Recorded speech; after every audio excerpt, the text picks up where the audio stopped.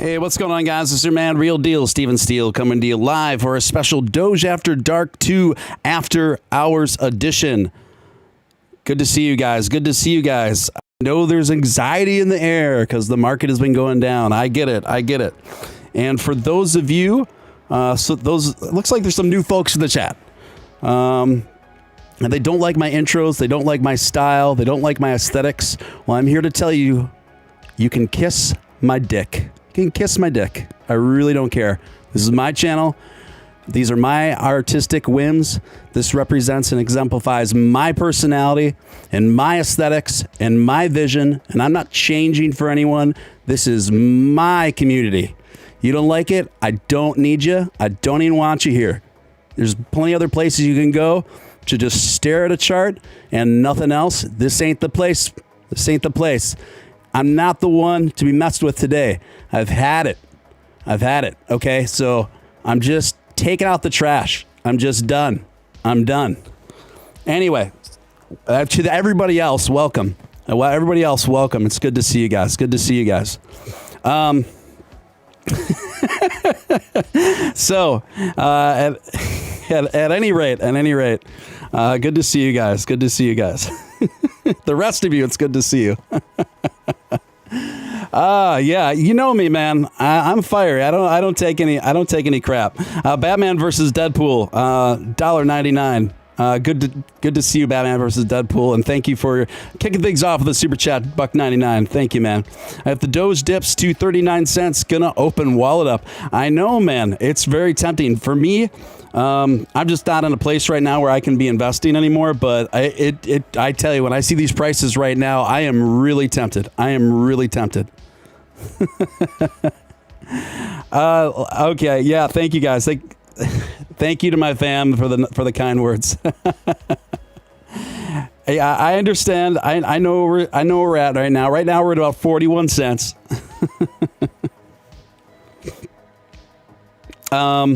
Yeah. So yeah, this is what we're going through right now, you guys. It's okay.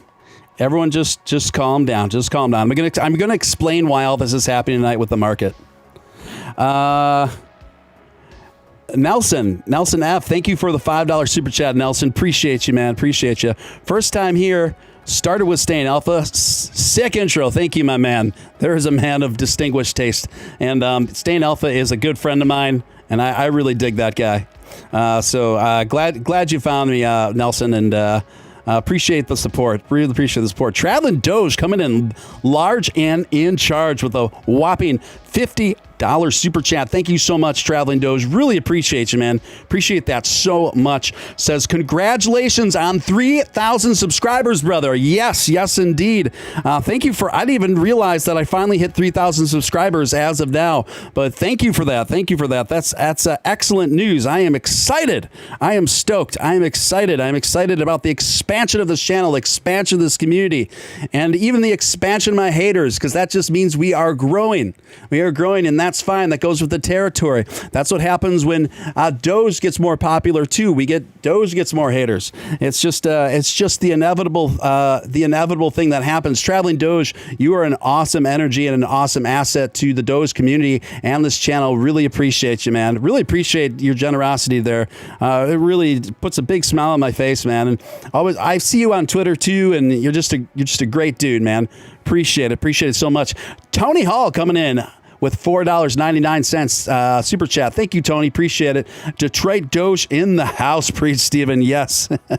Hey, what's up, Detroit Doge? Awesome. Good to see you. Good to see you. And thank you. Thank you for those super chats. And if you're brand new here, I'd like to welcome you. My name's Steven Steele. You are watching Doge After Dark 2, the After Hours edition. Please, if you haven't already, smash that like button. It's the number one thing you could do to help a new emerging community like this get in front of more eyeballs. It takes a split second of your time. Doesn't cost you a dime. Number one thing you can do to help out this channel. Guys, what is going on? What is going on? People are freaking out. Why is the market doing this? Are we in a full-on crash? Are we spiraling? Will we ever come back again? Is Doge done for? Etc. etc. Should I sell? Guys, let me tell you something. It's okay. It's okay. Everybody, I'm not worried at all. I'm not worried at all. Just take deep breath. Exhale. Inhale, exhale. It's all right. This is what's going on right now. There's two things going on right now simultaneously. And I think it's all, frankly, I think it's all very exciting. Okay. So firstly, what we have right now, we have a massive power struggle going on right now, a massive power struggle to the likes of which we've never seen in cryptocurrency history. What is happening now is a Mr. Elon Musk is upsetting the apple cart. He's shaking up the establishment. He is rattling that tree, ladies and gentlemen. So what is going on is much of the big money in crypto, the biggest investors, are tied to Bitcoin and nothing else. Elon Musk is setting the stage for Dogecoin as we speak. He's setting the stage big time for Dogecoin. So he's not going to be able to do that without shaking up the market pretty severely. And as we've seen, this is in large part what we're seeing this conflict, the fault and the responsibility of the Bitcoin maximalists who keep taking their sticks and swatting them at the hornet's nest. And that hornet's nest is Elon Musk. He's a very nice man until he's not, until you push him too far. And Elon Musk has been pushed too far. And as we're seeing on Twitter, and as we're seeing since his debut on Saturday Night Live, he has taken a more assertive tone. I don't think if you haven't noticed, I certainly have. It's more brash tax business. These are my objectives. This is what I'm going to do. This is how quickly I want to do it. And, the gloves are off. The gloves are off. Elon Musk has been attacked relentlessly by the Bitcoin maximalist community over and over and over again. And the Bitcoin maximalists are only making it much worse for themselves. Much worse for themselves. So in part, what's happening right now, the market rests on the hands of these Bitcoin maxis' behavior. Esteban coming in at a $5 super chat. Thank you, Esteban. Appreciate it. What do tigers dream of when they take a little... Wait, what do tigers dream of when they take a little tiger snooze? Is this a joke? You have to be setting me up for a joke. Unless the joke was in your super chat, I missed it. Esteban, tell me the answer to that. You have to tell me now. What do tigers dream of when they take a little tiger snooze? Tigers, I don't know. I'm going to watch the chat for the answer. But thank you, Esteban. Appreciate you. Appreciate you. So, guys. So, this is in part what's going on, right? This is in part what's going on. The Bitcoin maximalists are having it all in, and their egos are way too big to be self-aware enough that their own bad behavior and being on the offensive against Elon Musk, who was and still would have been considered an ally. But when you consider that before Elon announced Bitcoin's merger with its relationship with Tesla, when he did that, it brought on about $400 billion into Bitcoin. Upon announcing his severing ties with Bitcoin, and as far as that aspect of his relationship with them goes, as far as people being able to purchase Bitcoin, Tesla's via Bitcoin, citing environmental concerns and a few other things, that pulled out approximately $120 billion in investments out of post that announcement. Yeah. So that is still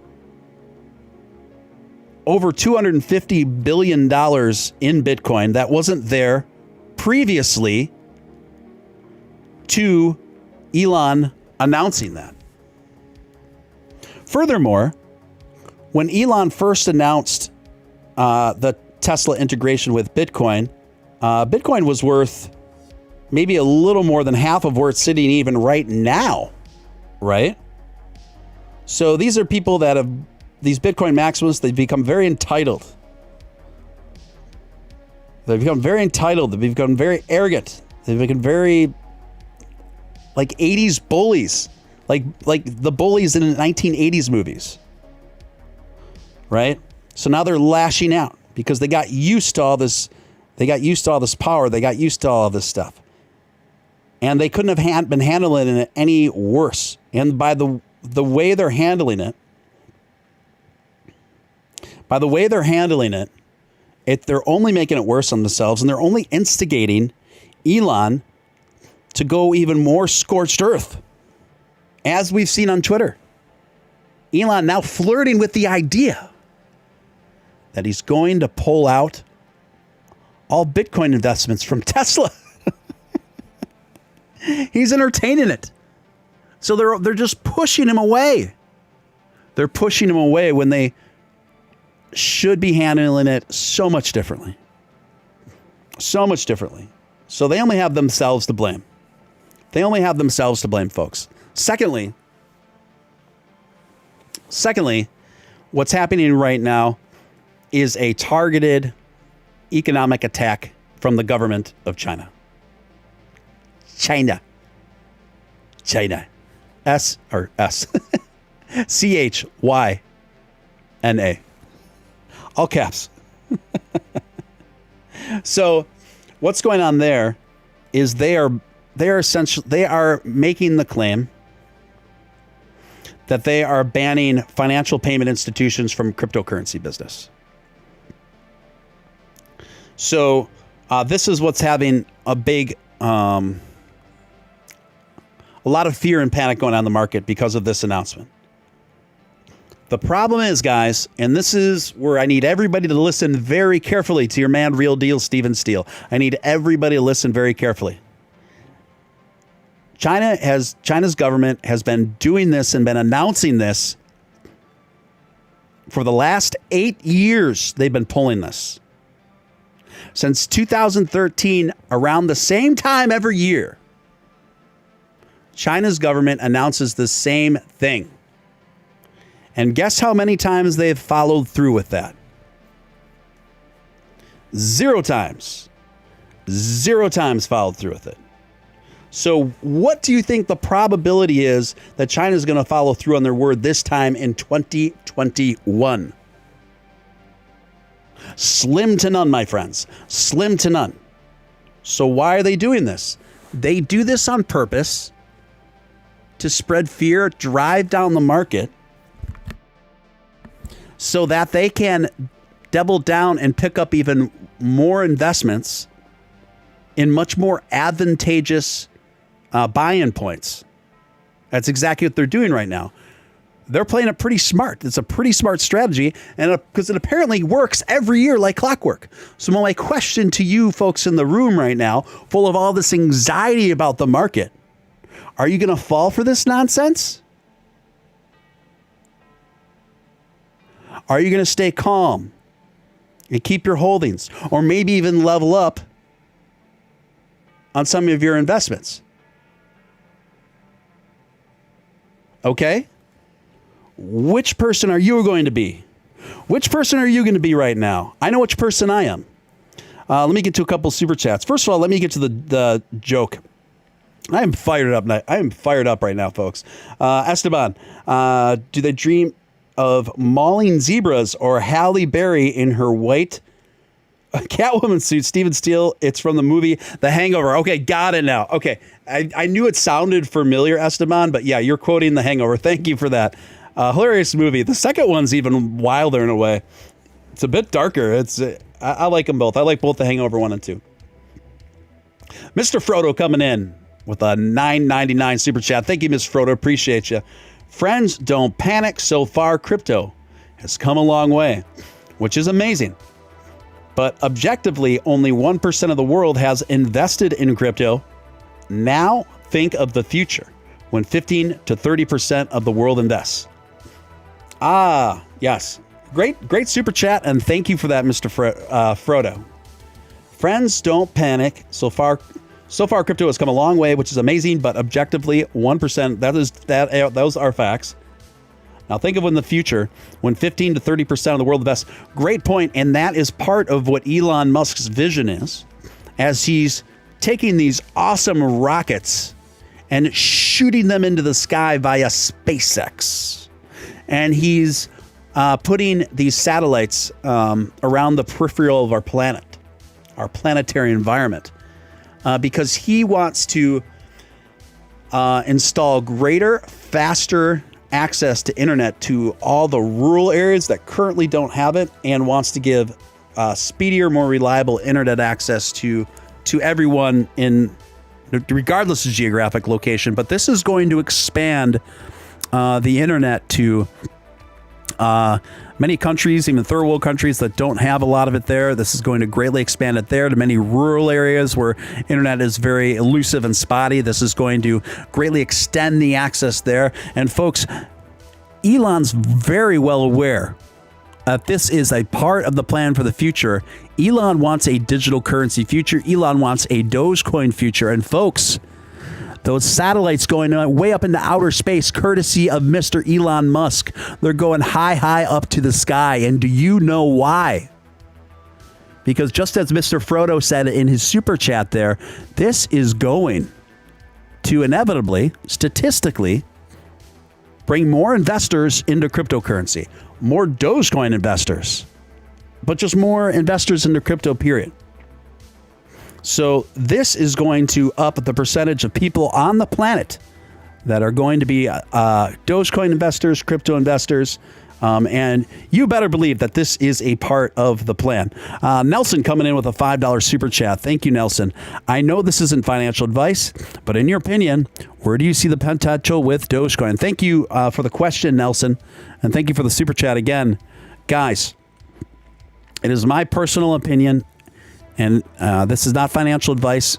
In the words of my friend Crypto Batman, this is financial fried rice. But listen very carefully. It is my belief, through everything that I've studied, everything that I've researched, and everything that's going on right now, and the sea changes taking place before our very eyes, moment to moment, in real time. We're seeing it play out every day right now.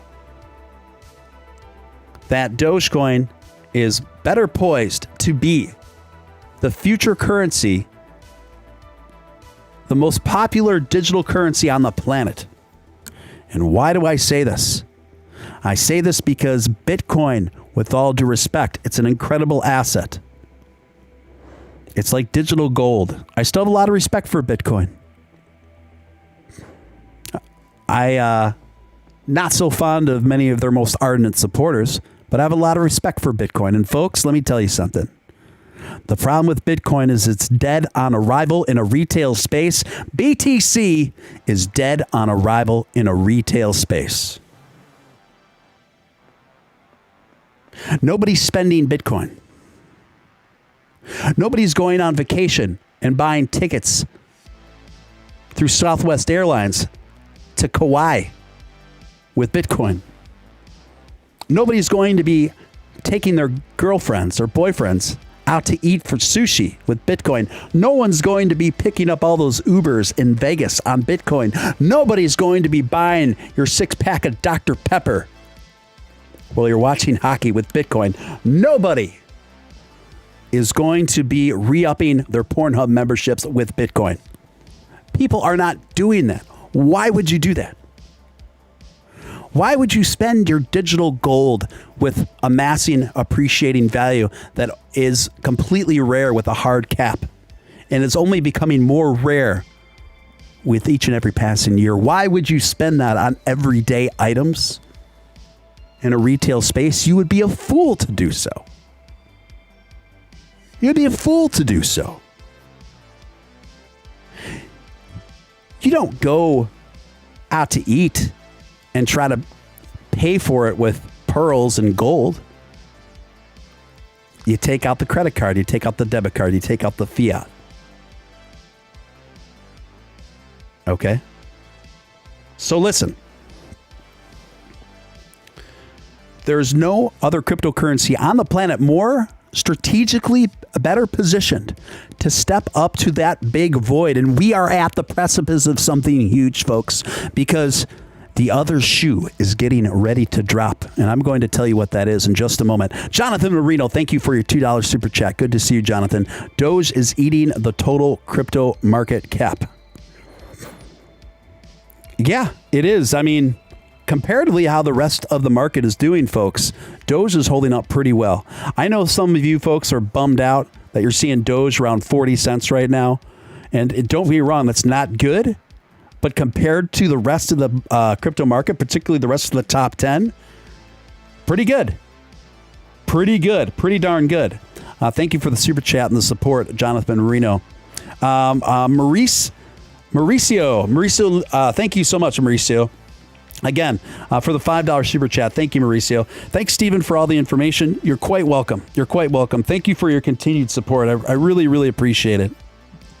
Erectile Reptile, one of my favorite usernames, coming in hot. Coming in hot. And I know without even looking at the super chat, there is a fact. There is a fun fact in there, and I bet you it's one that I don't know, because the way things have been going, Erectile Reptile has been teaching me something new every night of the week. So here we go. Erectile Reptile coming in hot with a $20 super chat. Stephen, you're going off, and I love it. Fact. Red Solo cups are a common souvenir to bring back from the United States. Wow. The novelty comes from the cups being used in many party scenes in movies. That is funny. So other people come to America and they probably see Red Solo cups from like the old American Pie movies and all this kind of stuff. And it represents like a kitschy souvenir, a distinctly American souvenir. I did not know that. And I guess I never thought about it, but I guess I just always assumed that Red Solo cups were, I didn't know that was like a uniquely American thing. So thank you. Again, you taught me something new. Erectile Reptile. Guys, you are listening to your man, Real Deal Steven Steele on Doge After Dark 2, Part 2. After Hours edition. If you are new here, I want you to press 1 in the chat. If this is your first time ever tuning into Doge After Dark with Steven Steele, I want you to press 1 in the chat. I want to know who you folks are. And don't forget to press that like button. Smash that like button. I think we can get those up even a little bit higher. That's the number one thing you can do to help a new emerging channel like this get in front of more viewers. I would also thank you for the super chats coming in. I appreciate that, guys. And we have reached over 3,000 viewers now in about 5 or 6 weeks. Not too shabby, gang. Not too shabby at all. So this is another triumphant landmark with our community, and this is great to do live. Tiffany, 89, coming in with $4.99 super chat. Tiffany, I thank you so much. Really appreciate that. She says, fun fact, we're all half centaur. At first, I thought that super chat said we're all half center, and I'm like, I think that means we're all a little off kilter. I was like, I guess that's fair, yeah. But we're all half centaur, which is even better. Tiffany, thank you for your continued support of the show. Thank you for your super chat. Really appreciate it. Let's see who's new in here. Batman versus Deadpool. You lie. This is not your first time here, sir.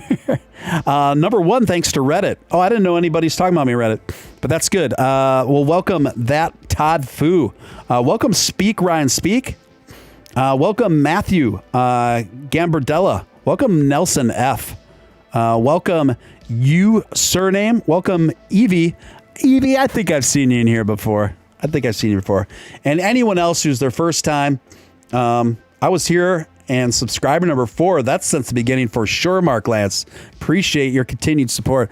Anyway, those of you who are new, I would like to personally welcome you to Doge After Dark and encourage you to join this community. This is an exciting community. It's a fun community, and it's a little bit weird. So if you're cool with all 3 of those things, then hit that subscribe button, hit that notification bell. Make sure you press all on the notification bell so you never have to miss a live stream ever again if you don't want to. And for those of you who are already subscribed and you haven't hit the notification bell, take a second to do that and hit all, because then you takes all the guesswork out. You never have to wonder when I'm live and when I'm not. Batman versus Deadpool coming in with $4.99, just with the hee Shiba Inu. That means I'm fired up, and Batman versus Deadpool is just kicking back and just very amused. Batman versus Deadpool, you are crafty, and I know this wasn't your first time. You are so funny. $4.99 super chat. Thank you for your continued support and your hijinks.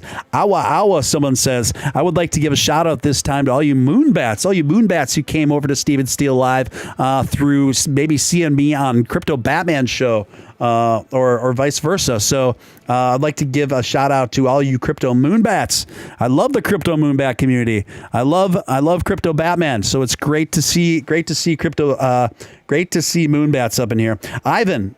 Good to see you, Ivan. $1.99 says, fun fact, don't panic, Elon Musk. I love it. And I love what you're referring to there. What Ivan's referring to there is just a few days ago, Elon Musk posted out on his Twitter. He posted a picture, and it had the words. It had two very important words in that picture. And what were those words, folks? What were those words, folks? They were don't panic.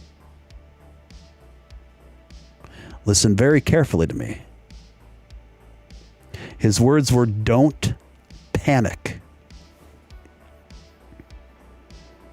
Why on earth would Elon tweet that out just days ago before all of this mayhem? Why would he do that? I'll tell you why he did it. Because Elon knew this was coming. He knew the Chinese government was going to pull this crap that's pulling right now, number one. He knew that the power struggle was about to kick into overdrive and that segments of the Bitcoin community were going to be kicking and screaming. He knew this was all coming, folks. And he wanted you to know not to panic. This is a man that has been talking with Dogecoin developers for over 3.5 years behind the scenes in efforts to optimize its functioning, optimize its transaction speeds and times, optimize its fees so that they're as low as can be. Why do you think he's done that for the last 3.5 years? Because he is setting the stage for Dogecoin to be the star of the stage. This man has an IQ of 155. If you're underestimating Elon at this stage in the game, you're doing so at your own peril. He's trying to help us. And I think he's going to be successful, folks. I will put my money on Elon Musk before the Bitcoin maxis. I will put my money on Elon Musk before Julian Michaels. I will put my money on Elon Musk before Charles Hodgkinson's. I will put my money on Elon Musk before all of these archaic, arrogant people. I'll put my money on Elon Musk before I put it on his detractors. What have his detractors accomplished comparatively? Who do you trust more with your financial future as far as the logic of it goes? Do you trust David Spade? Or do you trust Elon Musk? Who do you think knows markets better? Who do you think understands the dynamics of cryptocurrency and its future? Mark Cuban?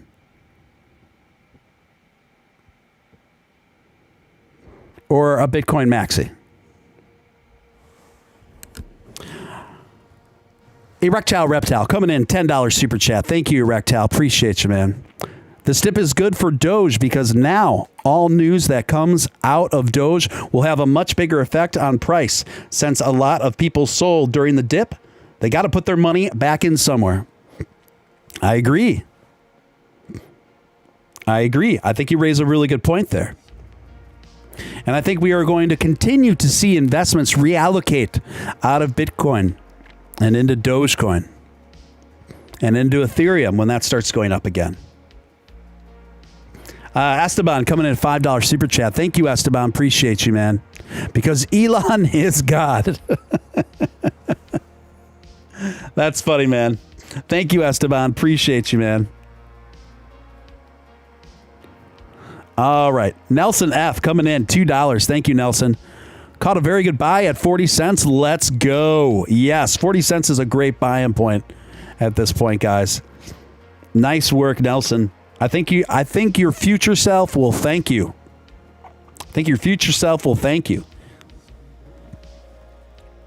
Rob Ray says, don't trip, buy the dip. I love that. I've never heard that phrase, but it really rolls off the tongue pretty fluently. I dig it.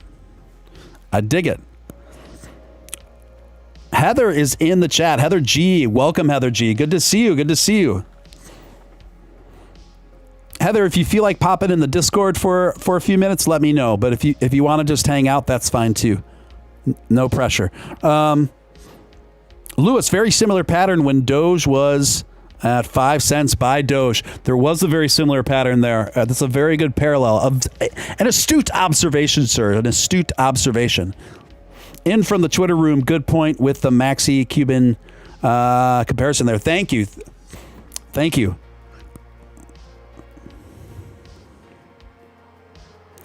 Tim H. coming in with $4.99 super chat. Thank you. I missed Ross Nichols' talk and wondering if he said if Doge is going to proof of stake. I'm holding forever and passive income would be nice. Don't quote me on this. I wish I had it to reference, but unfortunately it had to take place on Twitter Spaces. But I'm having Ross Nichol back, and I'm going to make sure it's going to be on YouTube next time, so you can watch it in case you miss it, right? But I do believe Ross did talk about this, and staking was in the future, but I don't remember what the timeline was. But yeah, I believe he did say yes, staking is in the future. And thank you for your super chat and for your question, Tim. Appreciate it, man. Yeah, Ross Nichol. I can't wait to have that guy back. A very sharp guy. Just is responsible for so much excellent work surrounding Dogecoin. And he has been working, developing, and contributing to Dogecoin since 2013. He is an OG and just an English scholar and a gentleman. So can't wait to have Ross back here on the show. Let's see. Christopher says I bought in at 40, 39. Be careful, man. Bought in at 40, okay. Oh, I thought you were swing trading. Never mind, Christopher. Now I just see you're showing a few different buying points. Yep. Money. It was awesome. Traveling Joe says don't leave Heather in the waiting room. Is she in the waiting room? I don't see her.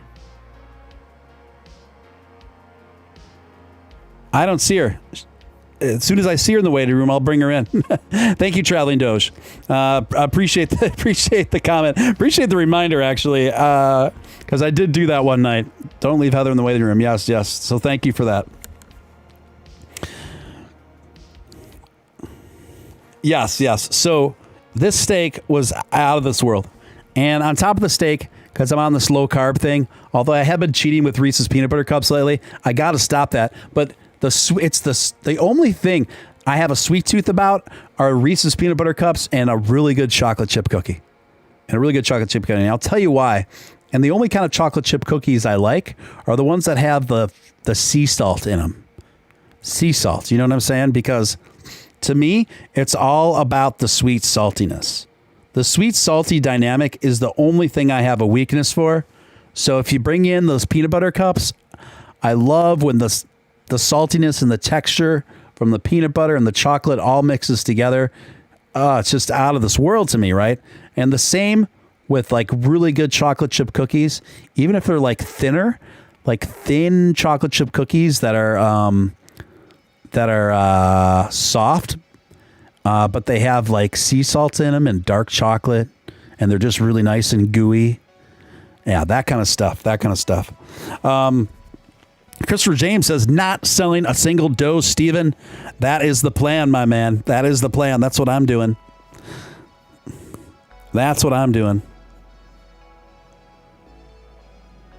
Heather G, are you with us? I am here. What is going on? Hey, what's going on? I'm glad you could spontaneously hop on for a bit. Yes, I stayed up past my bedtime tonight, so here I am. Well, is this show having a bad influence on you, Heather?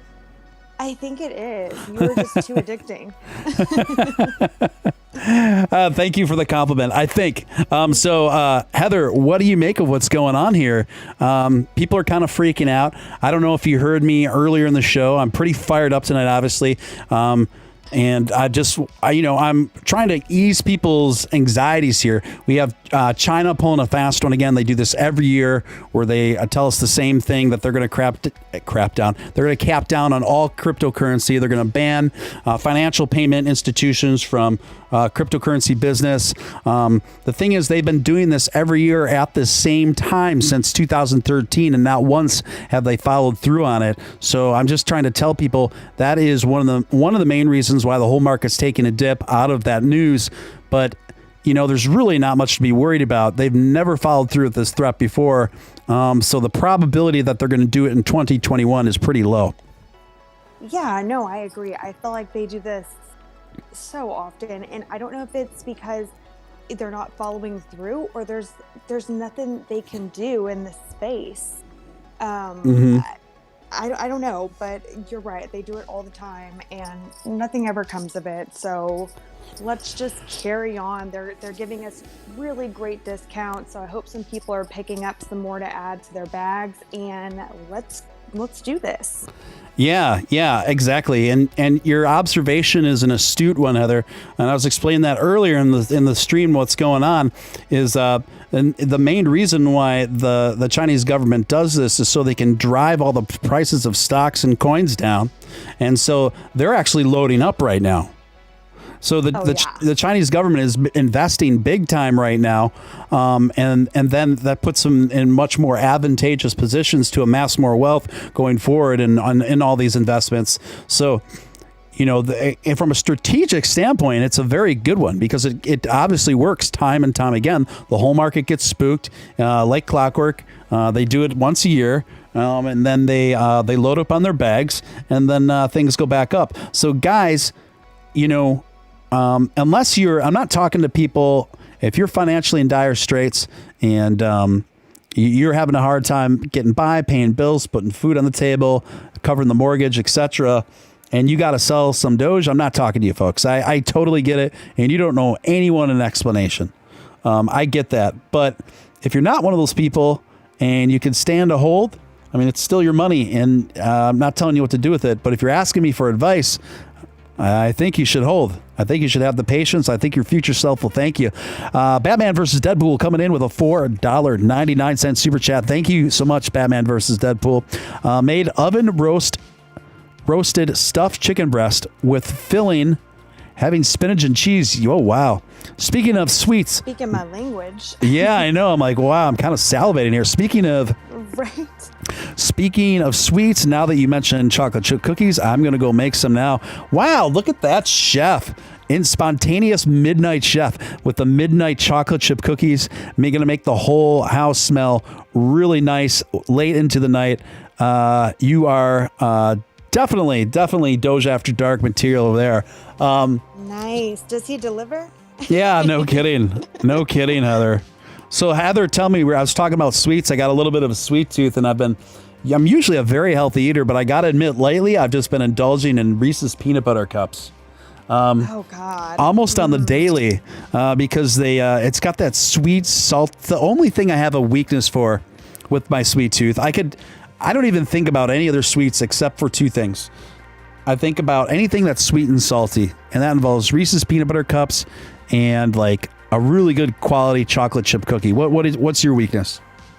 Gosh. Okay. So I think I've already told you, like, I eat everything. I love food. I'm a food junkie. But my go-to is, like, chewy candy. That is my favorite. And, of course, chocolate. But I always go for, like, chewy, like sprees, the chewy sprees, or, like, Laffy Taffies. That's my jam. Oh, Laffy Taffy. Yeah, I'm like a little 5-year-old. I don't know what's wrong with me. Yeah, so you've kind of got the taste of Elf, like Will Ferrell as Elf. Yes, I love that movie. That is so me. I'm pouring like chocolate on macaroni and cheese.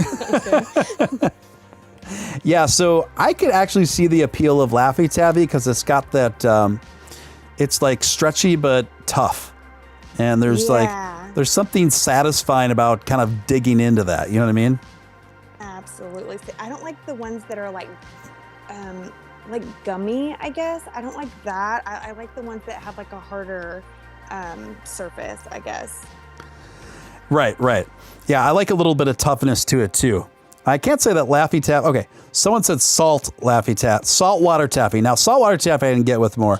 For some reason, once you add salt and sea salt into the dimension of the sweet, it definitely ups it for me. So, you've had saltwater taffy, yeah?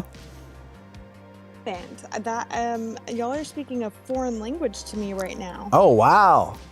I would think a Southern gal would have had some saltwater taffy. I know. I'm such a disappointment for Texas. Oh my goodness. Yeah. Speaking of Texas, you gotta answer me one thing, Heather.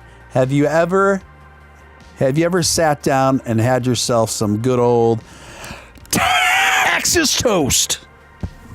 Oh yes. Yes. Oh my goodness, we live by that here. Okay, yeah, that Texas toast, man, that's no joke. That's some. Oh, it's so good, bread. Oh my goodness. Yeah, it's very thick, but it's got like a kind of a doughy center to it, and it's serious business. It's serious business. So, aside from Texas toast, how do you feel about grits? You know, the texture, I can't get past it. Yeah, it's not for everyone. I don't love it. Yeah, I don't know. I have a texture thing. I just that's not one that I can get down on. Right. I used to not like grits, and then somewhere along the line, I think in my travels, while I was traveling, I started indulging in grits, and I don't know. I started to like grits. I don't love grits, but I started to like them maybe because they're salty. But, okay. I wonder if there's any other specifically kind of Texan questions I have for you that I have now that I have you here.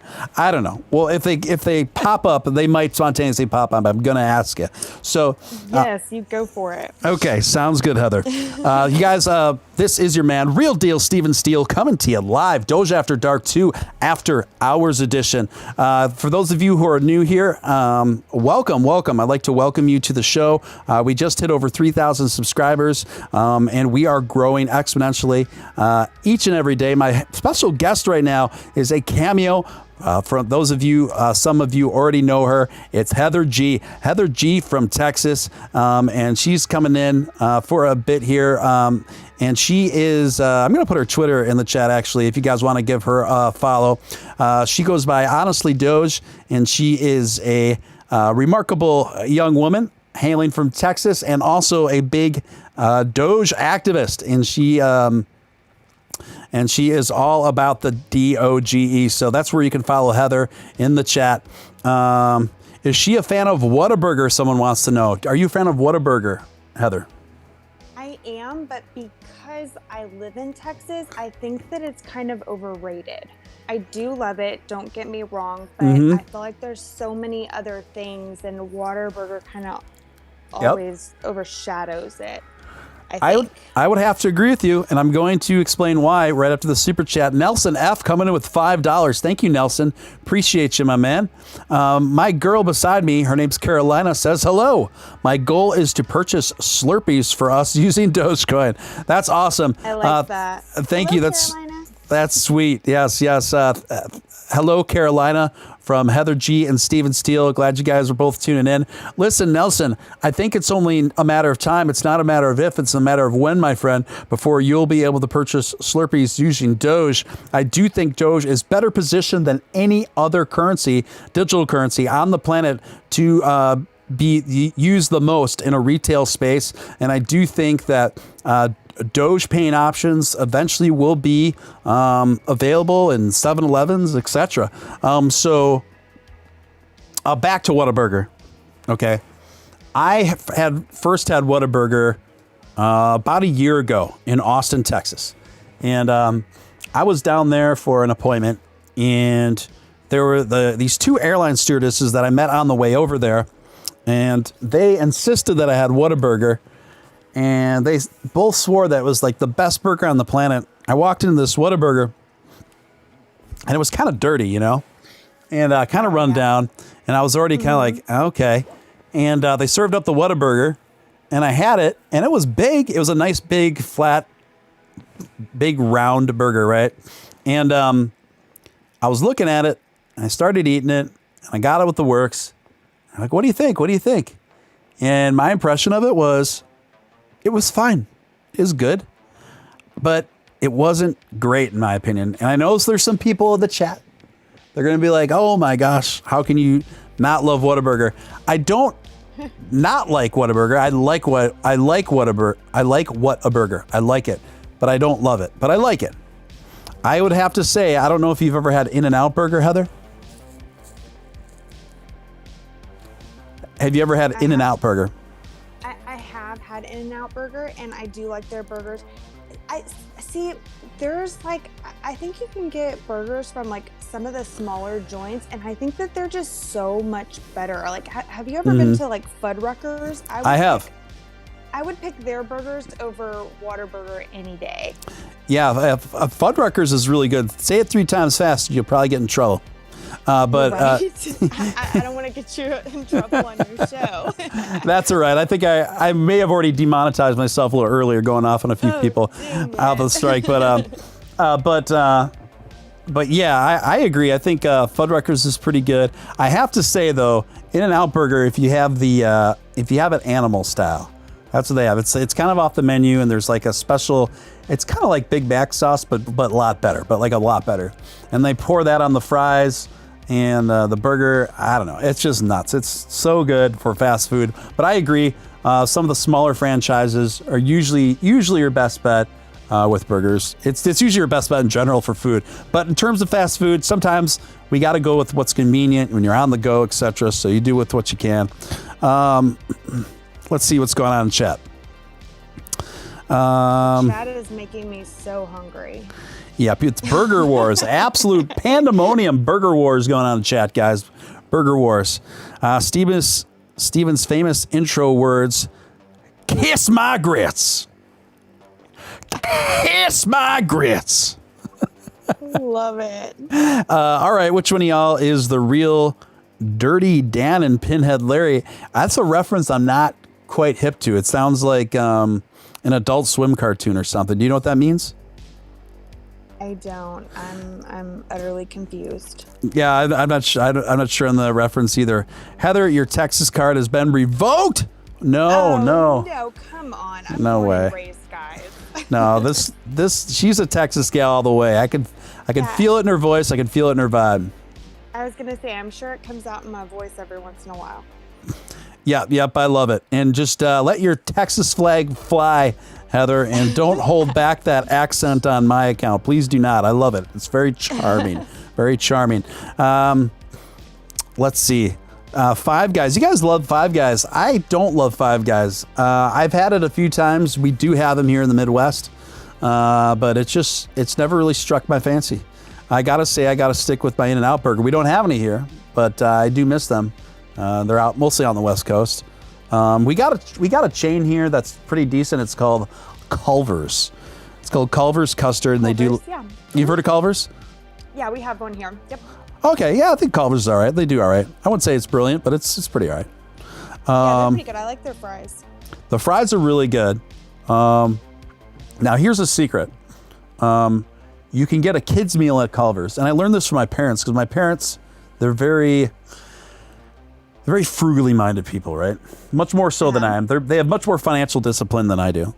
I could really stand to take a few more cues from them in that regard. So, but I learned this from my parents. You can get a kids meal at Culver's for $4.99, and the kids meal isn't kid size. It's just like regular size stuff, but they call it a kids meal.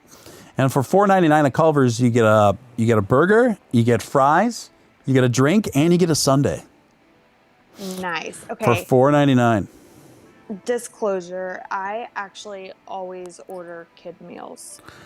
Oh, and why do you always order kid meals, Heather? I don't know. I have ADHD really bad, so I take Adderall, and it curbs my appetite. So right. I'm not very hungry. So I've just gotten in the habit of eating off the kids' meal. So right. It's really for the toy. I love the toy. So the ADHD feeds into you getting the toy. Is that part of the motivation for the kids meal? No, I'm totally. Oh, okay. Oh man. Okay, so I get it though. In fact, so the kids, just so you know, guys, the kids meal at Culver's, it's not kid size. It's like a way better deal. And I did it one day.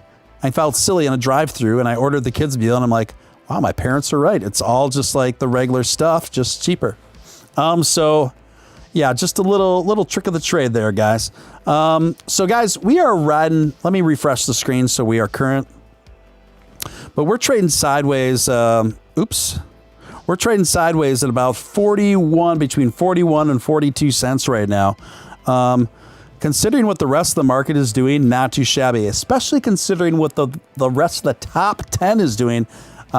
Certainly not too shabby at all. So the thing you want to do when the whole market takes a monster dive like this, you want to look at it all in its context. You want to put it all in its context, right? It's like, I think a lot of times my audience, you're like me, like the majority of your crypto investment is in Dogecoin. So it's easy to focus on your predominant, most popular investment in your portfolio, right?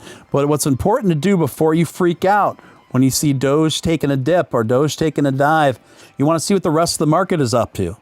If the rest of the market is taking a dive with it, then you know it's not unique to Doge. Yeah. And then you want to take a look at how much worse or how much better the rest of the market is doing. And usually with Dogecoin, when the rest of the market is taking a dive, the rest of the market's diving worse. It's diving worse than Dogecoin. So it's all about context, guys. It's all about context. It's important for you guys to stay aware of that context so you don't panic sell. You don't do something you'll regret tomorrow, let alone when the market value triples in a year from now. You agree? Agree. I actually bought some more during that nice dip earlier, so I am loving it. And so you actually bought? Yeah, so I'm really bad about buying every day. Not a lot. I'll just do like the minimum and just kind of stacking up a little bit because I got in later, so I don't have like a huge holding like some other people do. But I'm starting to get up there, so I'm super happy about it. That is awesome. And so if this is still even a pretty advantageous buy-in point right here. So I think you made a really smart move there. Kyle is asking, Heather, do you like Texas barbecue? Oh my gosh. Yes, I love it. And Tex-Mex, oh my gosh, I can live off of it. Yeah. Oh, Tex-Mex, yeah. Yeah, I think food here in Texas is it's all pretty amazing. Yeah, I agree. I love Texas. I've had a lot of great food there. I've had a lot of great Tex-Mex there. I'm right with you. I can eat Tex-Mex. It's one of those things I can eat day and night. Do you ever eat like Tex-Mex breakfast? I'm not a breakfast person. So I told you earlier, ADHD, I take Adderall. So I usually eat one meal a day, and it's usually dinner. It's not healthy, I know, but you're just not hungry on it. It almost makes me nauseous to eat. So I don't really eat breakfast. Yeah, I'm kind of an intuitive eater. Like, I don't think you should eat unless you're hungry. I think it's bad for your body if you just keep eating when you're not hungry. Our bodies are telling us what we need and when we need it for the most part. If you're hungry, eat. If you're not hungry, don't just pile food on your stomach if you're not hungry, because now you are forcing your body to use energy that it could be conserving to make sure that the rest of your systems are functioning. And that's when I started getting into intermittent fasting and stuff like that too. Some days I won't eat for 12, 16 hours. It also depends on your activity level too, right? If your activity level is low, then I never subscribed to this old school philosophy that you need 3 meals a day at approximately these times of the day. Each of us are so individualistic, and our lifestyles can radically be so different from week to week, let alone day to day. I'm really big on intuitive eating. I can agree to that. Yeah, most of the time I skip breakfast. Some of the time I will indulge, but most of the time I skip breakfast. That old school saying breakfast is the most important meal of the day, I don't buy it. I think the next meal after It's a trick. it is kind of a trick. I think the next meal after, like your midday meal, is probably, if I had to guess, it's probably your most important one. Let's see, but I do love breakfast food. I do love my breakfast food. What's your favorite breakfast food? So, I'm not a big breakfast eater, but if I'm going to eat breakfast, I'd probably go with, I don't know, maybe like an omelet and hash browns. Not too bad, not too bad. So what's in the Heather G omelet? Whatever will fit. So anything. Load it up. I love that. Whatever will sausage. fit. Yeah, whatever will fit. Load it up. Heather G says, "Load it up." It's never enough.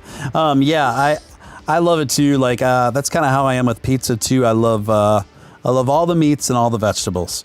But and same with my omelet, I suppose. All the meats, all the vegetables. I gotta watch that cheese though, because I'm lactose intolerant. But I would say my favorite breakfast food is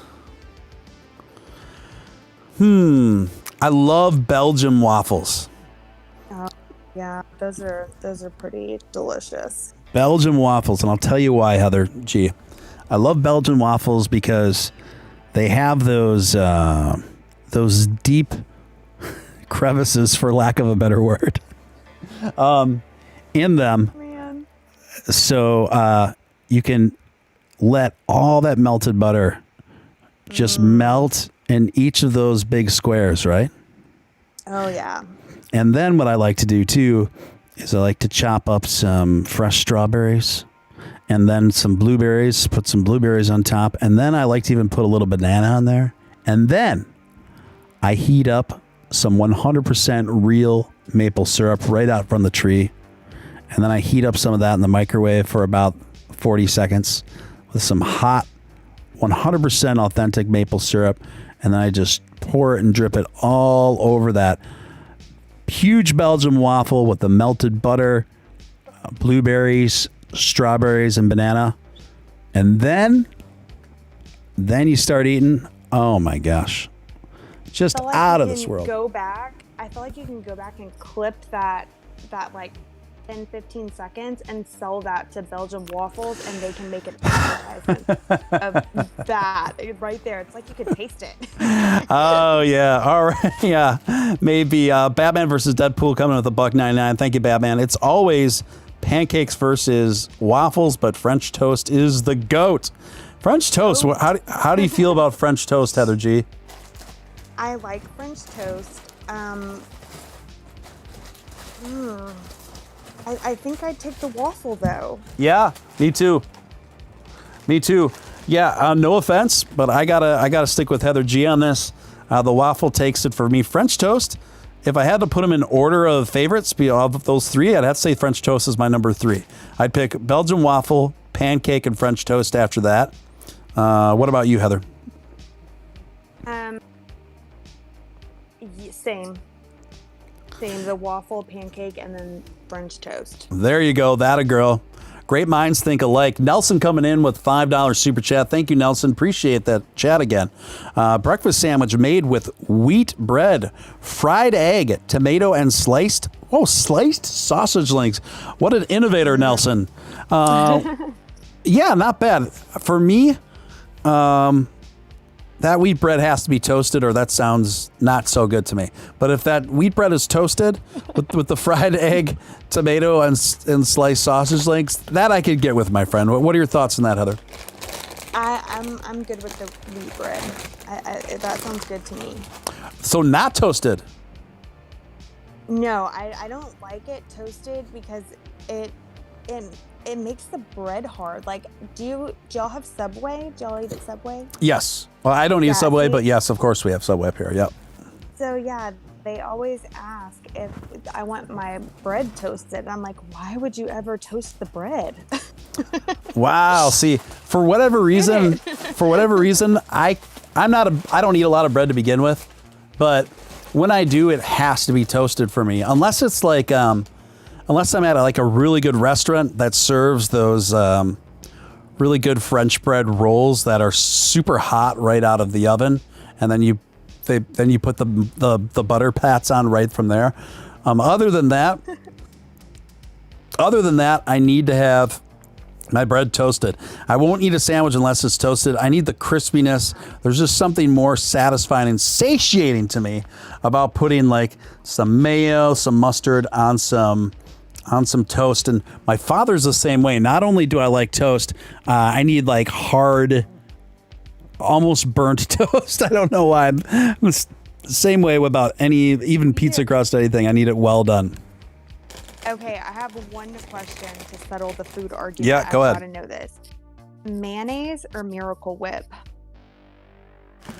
I'm not quite sure what the difference is. What I could tell you, I like real mayonnaise, like without additives. I don't know. I don't know. I don't know. I don't know if I can describe the difference.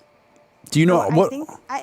I don't know the difference, but I think it just like depends on what you grew up on, because we grew up eating Miracle Whip and I cannot stand the taste of mayonnaise now. I didn't even know that there was a difference, but there is a huge difference, and mayonnaise is so disgusting. I think it's like, I think the difference is how it's prepared. Because one is, I think, whipped and it's like lighter and has a different texture. I think it's the textural thing. I'm Googling it right now. What is the difference between Miracle Whip and mayonnaise? Okay, here it is. Miracle Whip is sweet. It's going to just say Miracle Whip is better. Kind of says that. It says Miracle Whip is sweeter, contains other ingredients, while mayonnaise is tangy and rich. Miracle Whip is uniquely sweet because it contains added sugar and a blend of spices, including mustard, paprika, and garlic. So basically it's not as good for me. That's why I like it.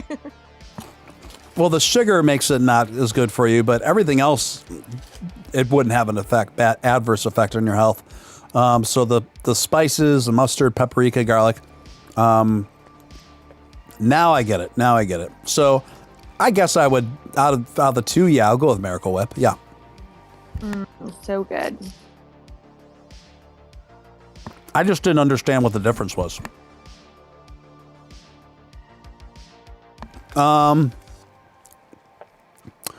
Let's see what's going on.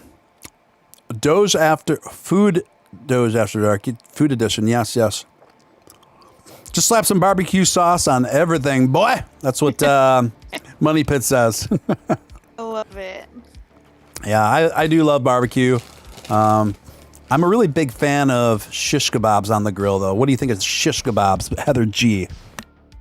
I like shish kebabs, but I don't like There's certain foods that I crave, and that's not one of them, but I do like them. Well, tell me what one of the foods that you crave. Basically anything that's like terribly bad for me. Right. Like my go-to, I can live off like pasta. Pasta is my go-to, and I'm trying to be better about that. But I don't know. Like I can eat pretty much anything, but I think pasta is probably my go-to. Pasta la vista, baby. Start your engines, folks who are listening to your man, Real Deal Steven Steele, coming to you live for Doge After Dark 2, the After Hours Food Porn Edition. Our guest right now is Heather G, Texas's own, born and raised Heather G, coming through.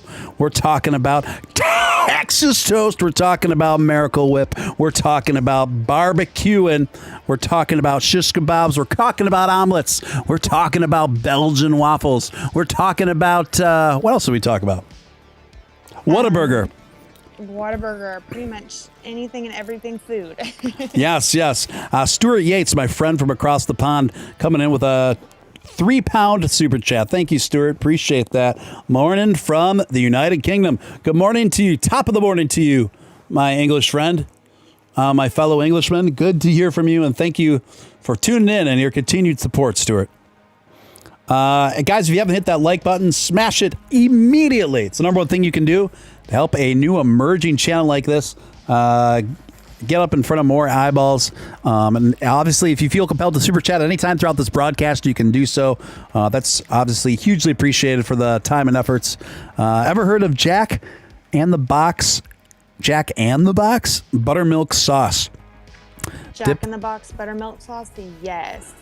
So basically, if you have never had Jack in the Box tacos with buttermilk ranch, you are missing out on life. Wow, I'm not a connoisseur of Jack in the Box. Is that are those pretty prevalent down by you where? Yes. Yeah, I didn't realize that. Are they local just to Texas? I have no idea. We do have them here. They're just not in the Midwest. They're just not very common. They're pretty rare. Okay. So I don't know if anyone's been to Texas, but your fast foods are on every corner. Right. Someone says ranch. Hump Easy says ranch. What's your favorite? Go wrong with ranch. Ranch is pretty good. So are you? How do you feel about nuggets? Chicken nuggets. I like chicken nuggets. I can get down on some chicken nuggets. And what is your favorite thing to dip them nuggets in? Definitely ranch and or barbecue sauce. Say ranch again. Ranch. I love it. That's so cute. That is trademark Texas right there. I love it. I love it. Ranch. Y'all got some ranch. Load me up. This is the Crypto Cowboy. Give me some Texas toast and some ranch, because I'm hitting the road. Anytime you guys order ranch, that's how you have to order it. Yeah, that's how I order it. That's how I'm going to order the rest of my life. Yes. Yes. Love it. I like how someone spelled ranch. Nailed it. That's funny. I can't stop laughing now. I can't stop laughing about that ranch. And that's how you say it. Just say it like super aggressively and just like scare the tar out of people. Yes. I love it. Yeah. I'll put a little pep in the step and maybe something a little down below if it's scaring them too much. So what are we doing here, guys? What's going on with the market? Two things going on with the market, and I'm not worried about either. Right now, Elon Musk has the plan. He's the man with the plan. And he's going to battle. He's going to battle against the establishment. He's going to battle against the Bitcoin maximalists. He's been working for the last 3.5 years very closely with developers to make sure Dogecoin is going to be poised to be the world's most popular digital currency.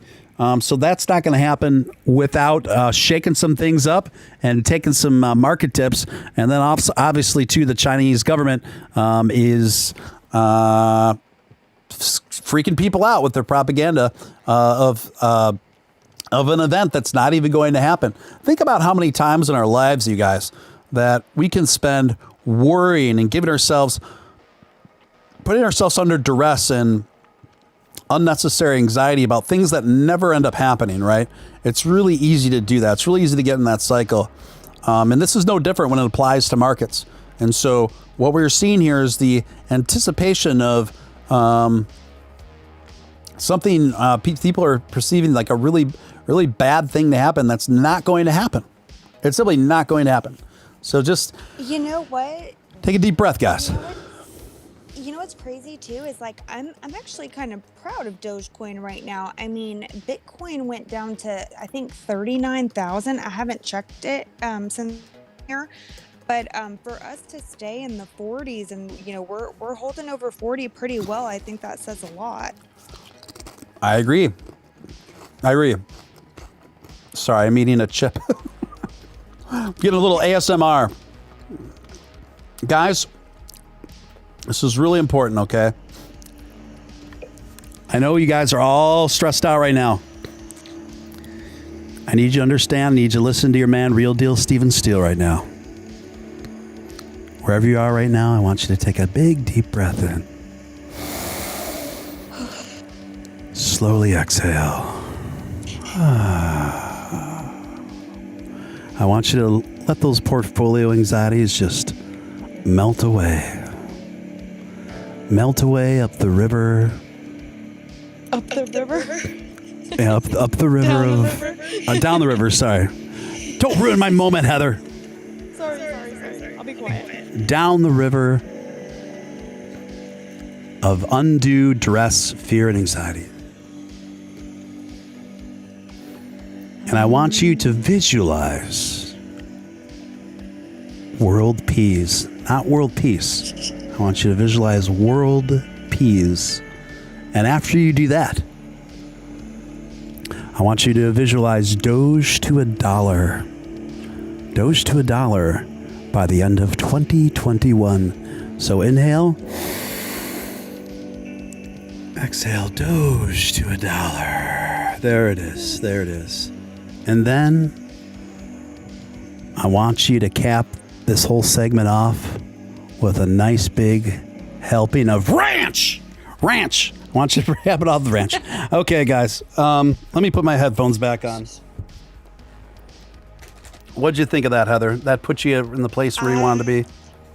So, full disclosure, you guys, we do not take any special substances prior to coming on air. This is all just natural Steven Steele live. People that know me know what they're signing up for. I love it. Let's see. We got another super chat coming in. Tracy McDonald coming with a $5 super chat. Speaking of chips, never do the one chip challenge. I can't. That's the super spicy chips. Oh, what is she talking about? It's like these, I think it's these chips that are like out of this world spicy.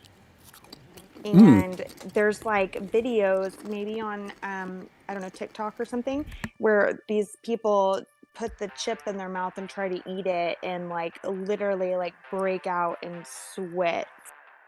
I think that's what they're talking about. Where does one get this chip? Google? I don't know. Well, I mean, thank you so much, Heather. You just Google it. I don't know. What I'm saying is, so if there's one chip and it sends you into an absolute literal meltdown, what's on that one chip to make that happen? Someone's saying Tepito, someone's saying ghost peppers. Someone. You can get it on Amazon. Yeah, so he said the Pekia Carolina Reaper Ghost Pepper Chip. Will you do the one? Yeah, I'll do a one chip challenge on the air. Sure, I'll do it. Oh my gosh, yes. I'm cutting and pasting it, and I'm gonna put it in. I'm looking it up on Amazon right now, guys. Okay, we're looking it up right now. Going to be epic. There it is. The Carolina Reaper Chili Pepper Wicked Reaper, world's hottest dried spice packs. But there's chips. Oh, there it is, the one chip challenge. It's tortilla chips. Oh my gosh. 55. It's expensive, man. I've seen a few of the videos and it looks super, super insane. So this one is $55 for a chip. Holy smokes. Here, I'm going to put it up on the screen so you guys can see what I'm talking about. This is just wild stuff, guys. This is wild stuff. So give me a second. We're going to take off the Doge. We're going to put on the one chip challenge. All right. That is one expensive chip. And it's Is this for one chip? It's a one chip and it's going to like end your life. Like that's expensive. Look at that. One chip, $55, guys. That is wild. That is some wild stuff. So I feel like you could get it somewhere else for a little cheaper. maybe, maybe not. Try the world's hottest chip made with hottest chili pepper on the planet, the Carolina Reaper. Don't say we didn't warn you.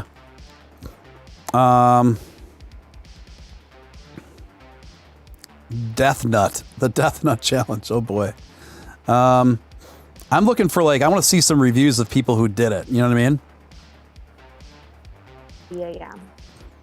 So, top reviews. Expired food. That's not good.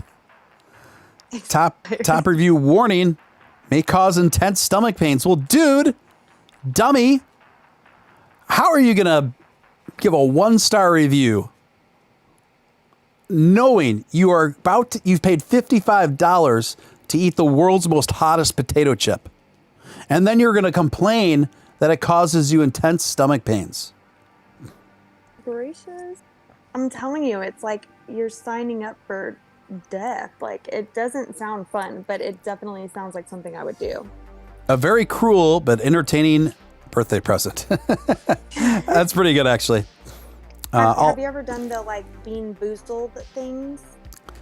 What's a bean boostle? Is that what it's called? It's like jelly bean things, and they have different flavors, and some of them are good, and some of them are like vomit. Like they taste like nasty things, and you don't know which one is which. You've never had those before? No, I've never had these. We played a drinking game one time with them, and I do not recommend it. They taste so bad. It is awful. I don't know if anyone in the chat has ever had those, but oh my gosh, they're terrible. And when did you experience this, Heather G?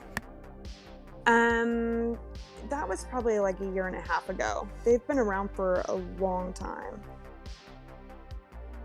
I think. I'm going to read this review of the chip. 3 stars by Justin Merlot.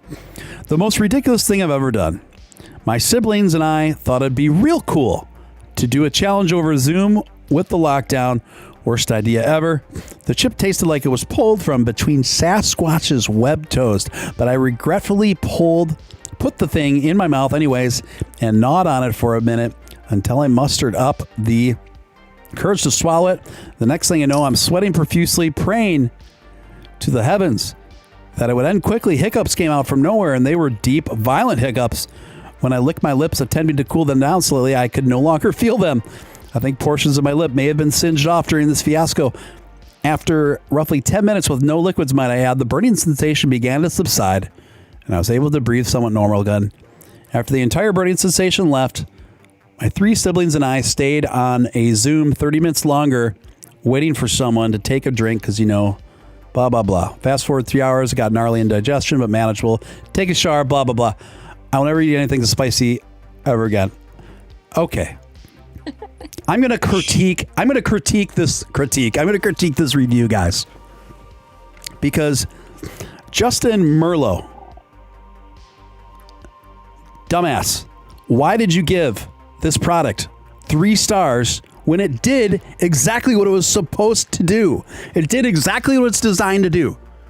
You spent $50 on the hottest chip on the planet, and then you write a review on how much it lived up to it being the hottest chip on the planet, and then you give it 3 stars. Oh, man.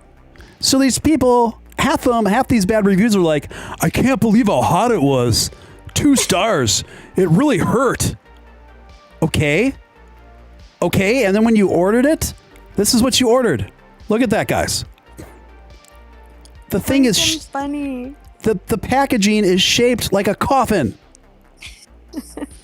You morons. The packaging is shaped like a coffin. It's called the Reaper. 1 extremely hot tortilla chip. Carolina Reaper. What on earth do you think you're getting yourself into? Warning. Warning. Huge warning on the back. If you eat and you are sensitive to spicy foods, allergic to peppers, nightshades, or are pregnant or have any medical conditions, keep out of reach of children. Do not touch your hand to your eyes, blah, blah, blah. Like, you know what you're getting yourself into. These folks couldn't make the packaging any clearer for these people. So you read this, you order this, you pay 50 some bucks to do it, and then you write a 2-star review because it's really hot. That to me is peak idiocy. Heather? You know what? I kind of love it, though. Yeah. Oh my goodness. I mean, it sounds like something I would do. No, and now you just made me feel really bad. You would write a bad review after for the pepper being hot? I'll be honest, I've never written a review in my life.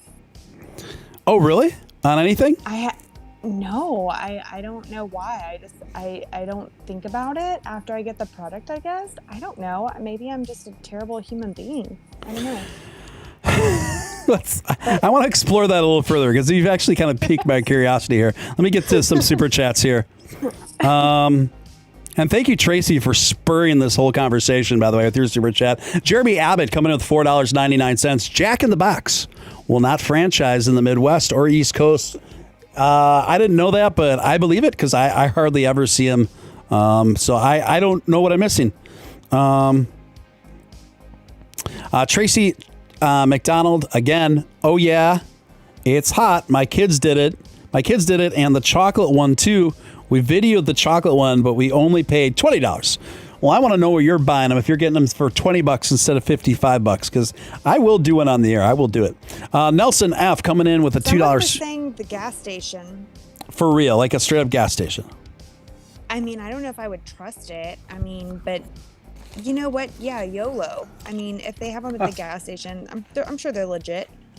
Are you sure it's not from like a chip dealer hanging out outside the gas station? Hey, kid. Chip dealer? You want the hottest chip on the planet? You know, yeah, if you find it at a gas station, I say go for it. Yeah. Okay, I'll check my local Citgo.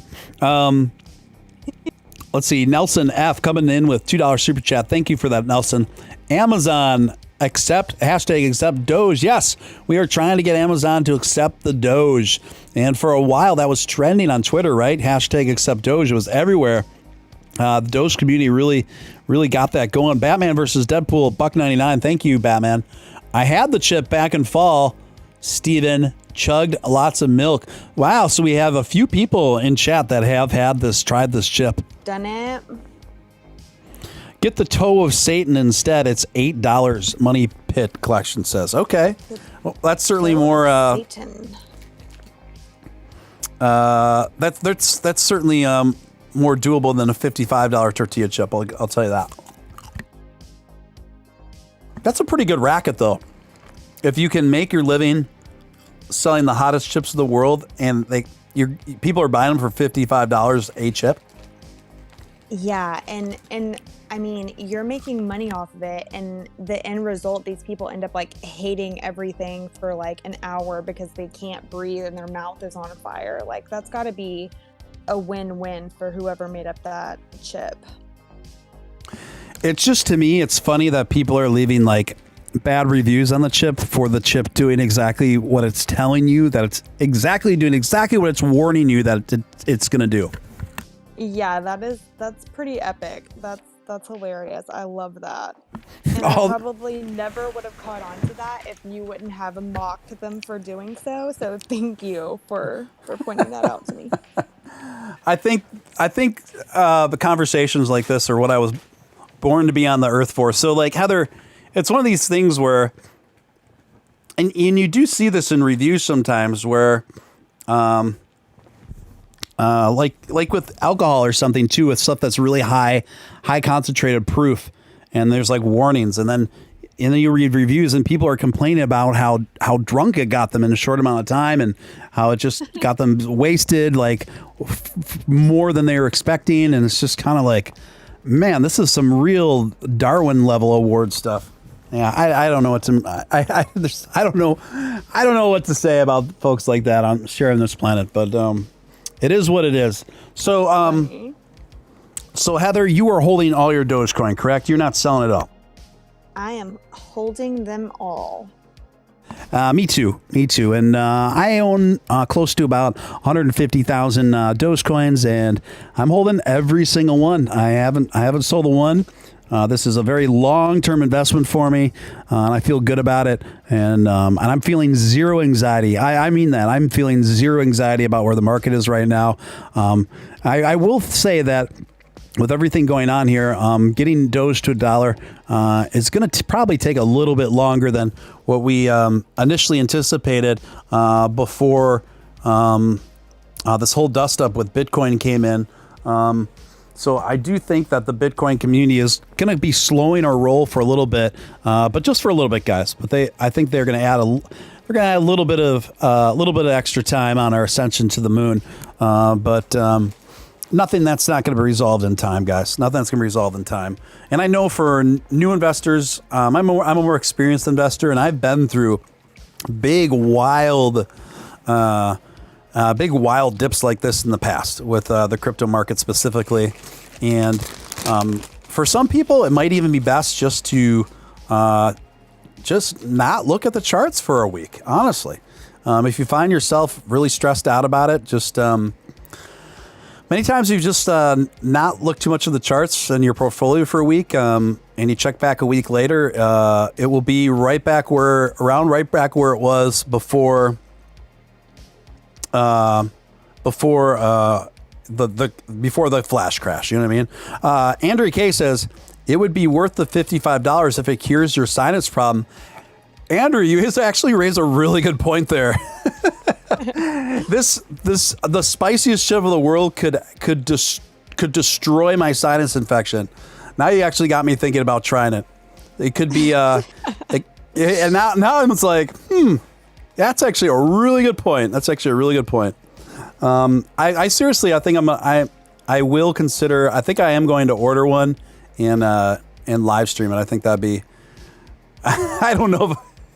The thing is, I know what's going to happen though. You know what I mean? I know I'm going to freak out, but I'm not going to complain about it. I'm not going to like write a bad review. I'm like, wow, yeah, that kicked my butt. You know what I mean? Goodness. That was gnarly. That kicked my butt. It was pretty intense, pretty torturous. I'm not going to be like, oh my gosh, can you guys believe it? I had the hottest tortilla chip in the world, and it was really hot. Could you do this to me? Could I do what to you? Get me with this really hot chip that I purchased.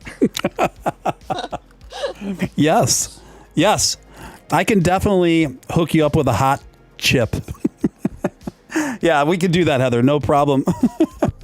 If you want to live stream it, we'll feed it right through here. Oh my gosh. I feel like you guys would make fun of me so bad. I can already tell, like, my eyes would start watering. And it would Whoever, just be a whole look, disaster. Heather, whoever does it, they're going to make fun of you. I mean, of course they're going to make fun of you. They're going to make fun of me. They'll make fun of you. You know what maybe we could do? We could do like a split screen where we both agree to eat the chip at the same time live. I'm down for it. Yeah? I'll do it. I don't care. I'm not one of those people that I don't care what people say about me, so I'm for it. Yeah. They can make fun of me all day. I'm good. Okay. Well, we'll seriously have to follow up about that. Mr. Fredo coming to $1.99. Steel, Batman, and Balls should do it together. Oh man. I'm all for that. Yeah, that'd be wild. To me, I'm visualizing putting up a split screen and each of us like eating at the same time. You know what I mean? Yes. And we have to stay on camera too. Yeah. So what you want to be seated somewhere where there's like plenty of like maybe milk and water. And you know, the good thing about it is it's temporary. So as much as it feels like you're dying, you know, about 15 minutes later, it should start subsiding pretty good. Yeah, so before you commit to this, you need to go watch one of the videos of someone doing it because it's terrible. It's really, truly awful. But I don't back out of a challenge, so. I like that. I like your moxie, Heather. So what we're going to do is, okay, I'll make this happen. We'll do the split screen. We'll patch in you through either FaceTime or through a cam on your computer, and then yeah, we'll do this. We're gonna figure this out. But to be determined. What's that? I said to be determined. We'll figure it out though. Right. I honestly feel like it might help my chronic sinusitis. It probably will. As torturous as it'll be. Let's see. The Choco Loco chocolate one is better. What do you guys talk about Choco Loco tacos? Where'd that come from? Esteban says, I appreciate the overnight stream. I listen while I'm at work. It keeps me entertained and updated on the price at the same time. Thank you for your dedication. Esteban, thank you for that. Thank you for those kind words, because you're the kind of viewer that's exactly kind of my vision of this show. It's obviously crypto-centric. It's obviously Doge-centric, but it's also just more. It's also an entertainment and talk show. While we keep an eye on cryptocurrency.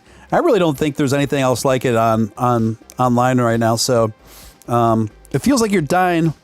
Well, it's because you are. Mr. Fredo said that's not very, very reassuring, sir. It's not very reassuring feedback. So yeah, we're gonna have to pull this off, Heather.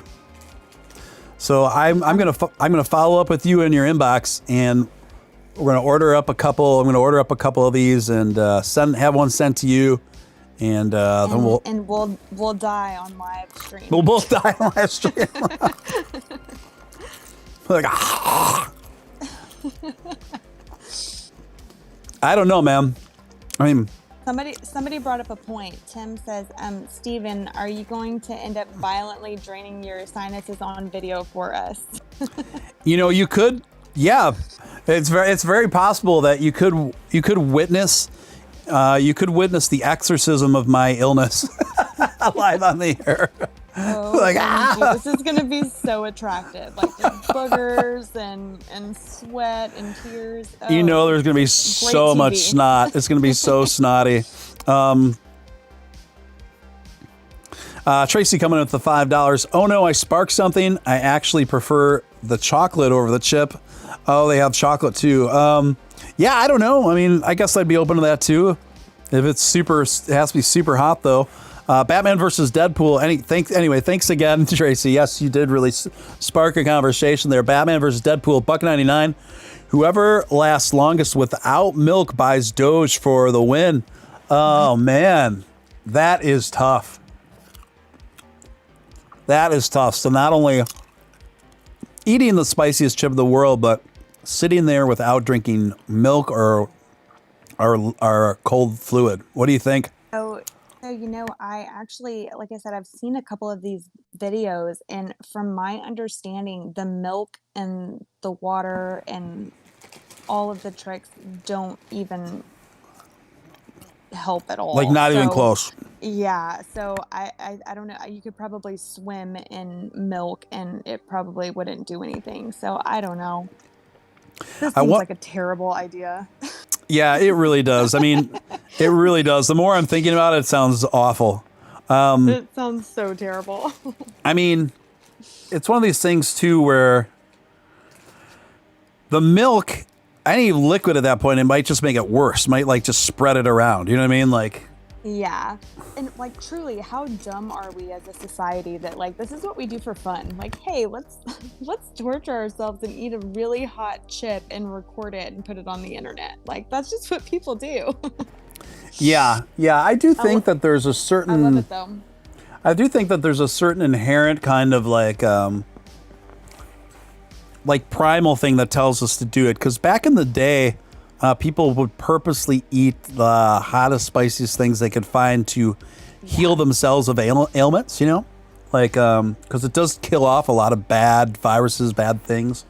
So there is kind of like a purging that happens that's like a almost a detox when you eat something just insanely spicy. Like when you're done with it, you're like, wow, it almost feels like a mini exorcism. With this one, it'll feel like I was gonna say, like, release the demons. No, it's for real. For this one, it'll feel like a full-bore exorcism, though. Oh man. People are saying ice cream will help. So somebody has a good idea on here. Johnny Bullets. If you're going to do something dumb like that, do it for charity, like some of the other channels do. That would be cool. Sure, yeah. I mean, I guess we could go through hot chip exorcism for charity. Oh man. Okay, I'll consider the charity thing too, and see if I can. I'm very picky about charities because a lot of them are not in the up and up. Like 90%, a lot of these charities, like 90% of the funds don't actually end up going to the cause. So you got to be you got to do your research on what charities are legit. Yeah. You know? So, yeah, guys, we're just trading sideways around 41 cents. I think it's probably going to stay between 38 and 42 cents for the next couple of days, I would guess. Exorcism will happen the next day in the bathroom. I knew someone was going to get to that.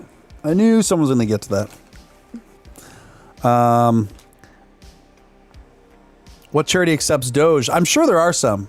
I'll do some research on it. I'm sure there are some, actually. So I think the American Cancer Society just started That's right. Doge recently, and I think there was another one too, but I could be mistaken. Good call, because they did that in honor of Sporkland, who passed from cancer. So, Right. Yeah. So the American Cancer Society actually is set up for Doge. So maybe that would be the pick. That would be pretty cool. I agree.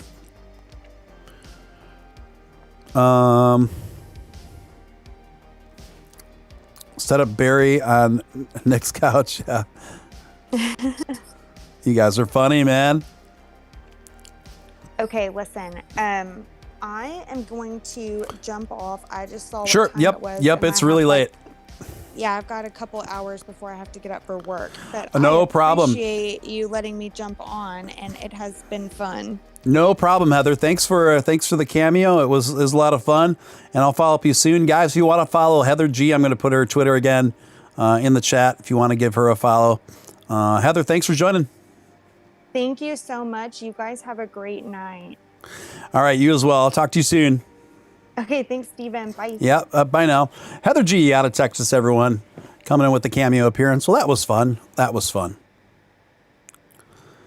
How you guys feeling?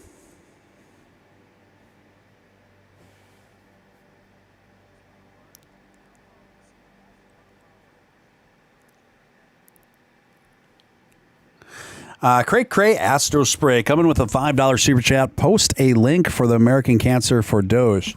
Let me see if I can find one. I will get right on that. Give me a minute.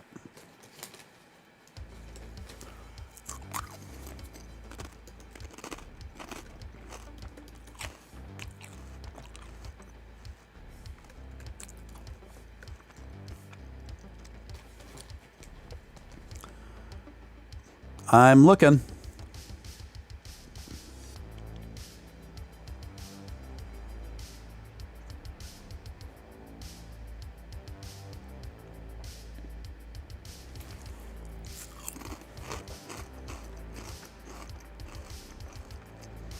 Okay, I think I might have found it.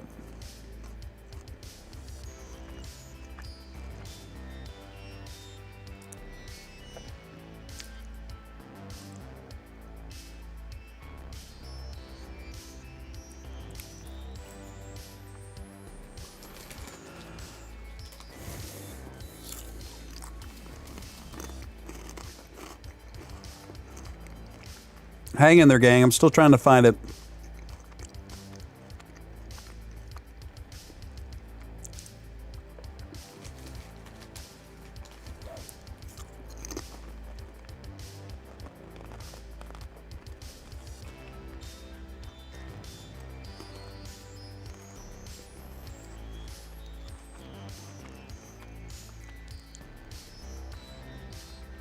Okay, I found it, gang.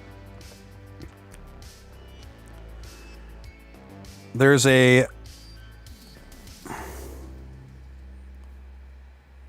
right here. This is where you can find a Cray Astro Spray. This is where you can donate through the American Cancer Society with Dogecoin.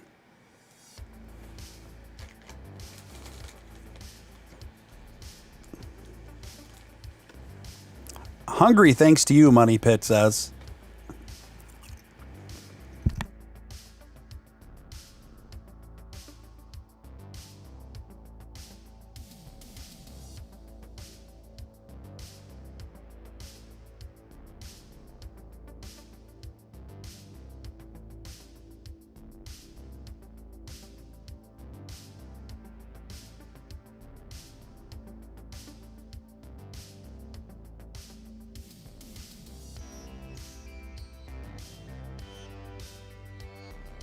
Wish I could send some Doge from my Robinhood account. I know, right?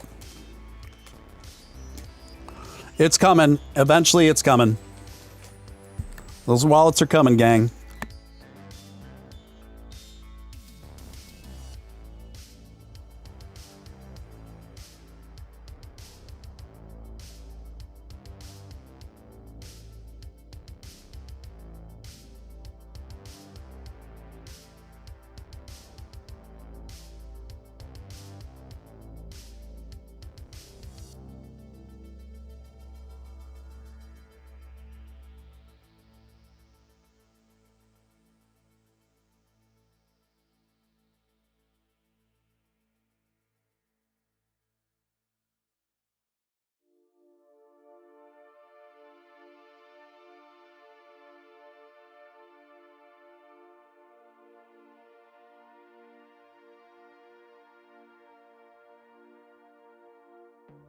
Heather G's hashtag loaded up whatever will fit in ranch. Yeah, she did really walk into some there, but some easy to set jokes there, but I wanted to be a gentleman.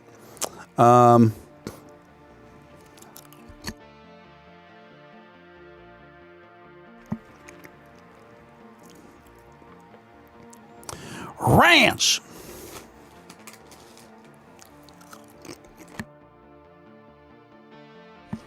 Jeremy Abbott, I love we can talk Doge and Ish at the same time. Are you kidding me, man? That's what this show is all about.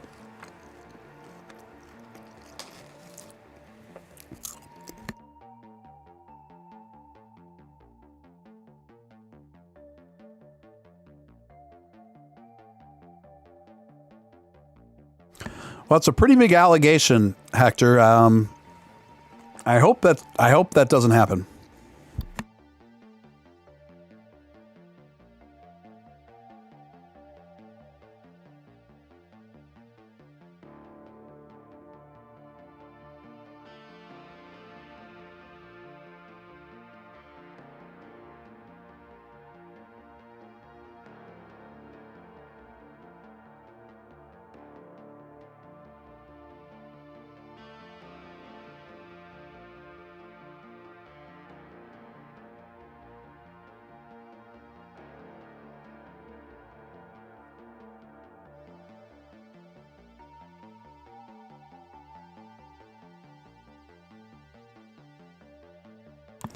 Gang, how you feeling? How you feeling out there in TV land and YouTube land?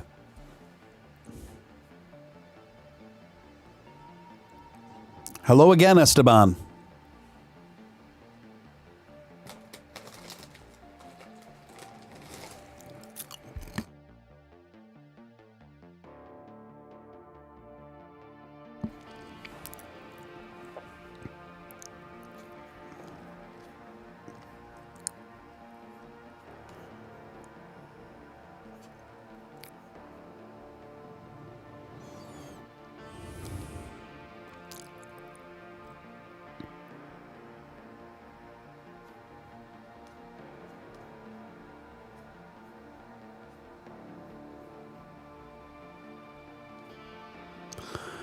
Hey y'all. Hey, what's up, Dylan? Dylan, good to see you, man.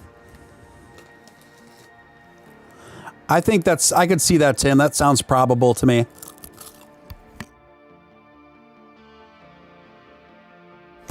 This is correct, Dylan. Nothing wrong with that, though.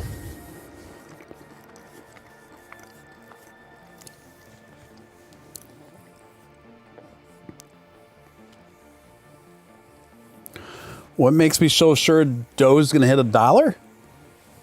I mean, how can it not? Honestly, how can it not with all the wheels set in motion?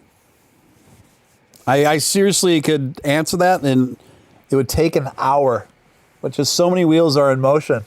It's inevitable.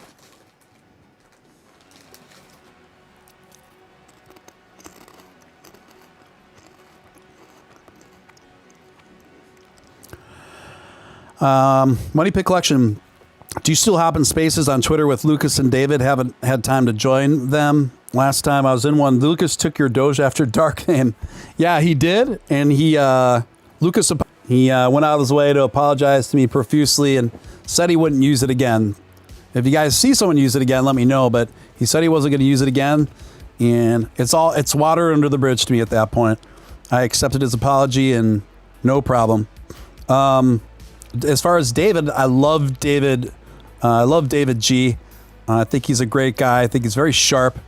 I think our way of thinking about crypto is there's a lot of similarities there. And so, yeah, I do speak in his spaces sometimes. And David G.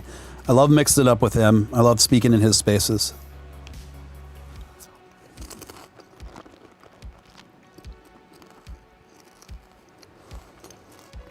Folks, if you want to ask me questions, go ahead and ask. Other than that, I'm all talked out. I'm all talked out, so.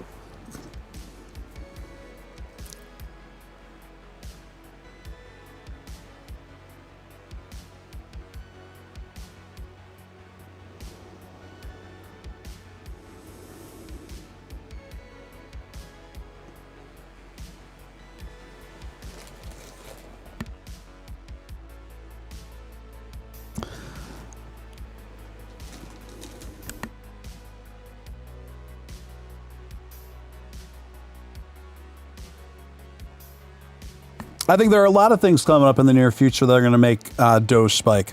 A lot of things. Coinbase, space expeditions, people reallocating Bitcoin investments into Doge, Tesla Dogecoin integration. Are you kidding me?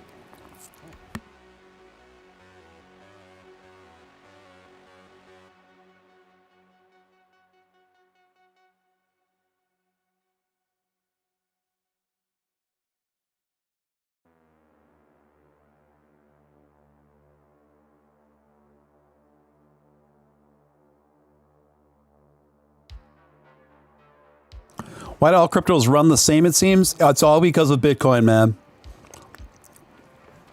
If Bitcoin's doing poorly, the whole market's doing poorly. Unless you're a coin named Matic. Matic is the only exception.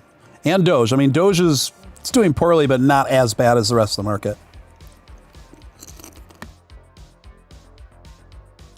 Merch. I'm still working on the merch. Do you guys still want me to make merch?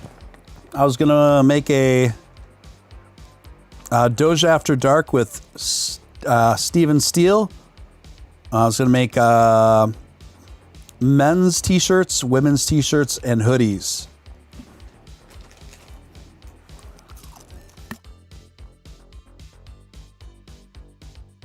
Thank you for the reminder on the merch, though. I got to follow up with my graphic designer.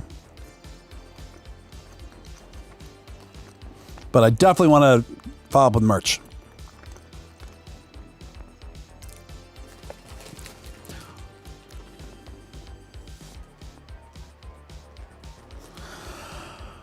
What's the track playing on the outro? Oh, good question.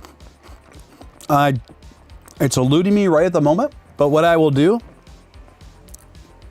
Tim, I will put the name of the track in the chat during the outro.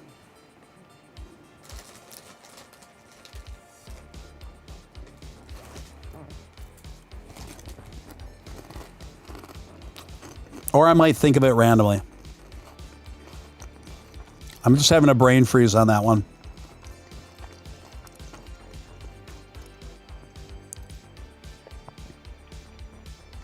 But my intro song is by an artist named Carl Casey. And it's called, the song is called Hackers. So, if you want to follow Carl Casey, the song is called Hackers. He's on Spotify. I don't think he's on Twitter. But if you follow other social medias, I think he's on Instagram. Tell him Steven Steele sent you.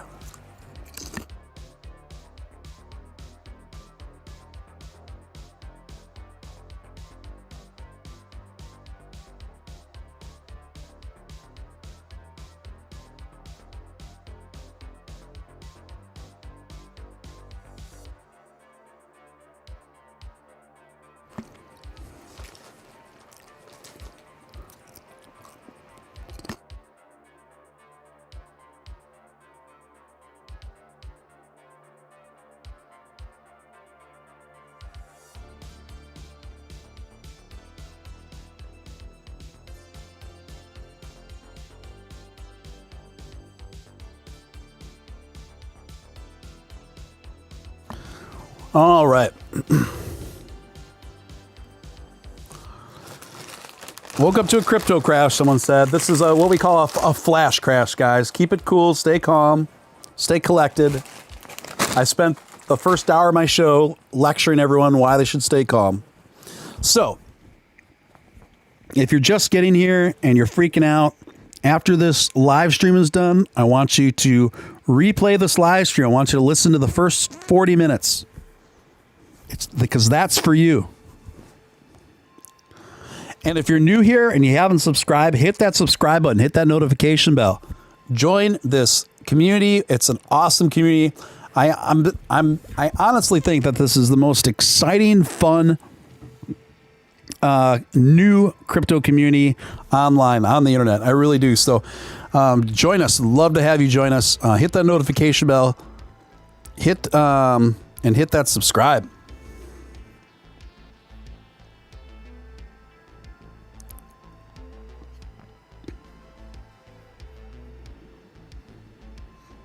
Could go up and down with an Elon tweet. Yeah, I mean, he could tweet tonight yet. I mean, we know how Elon rolls. We know how late he rolls, right?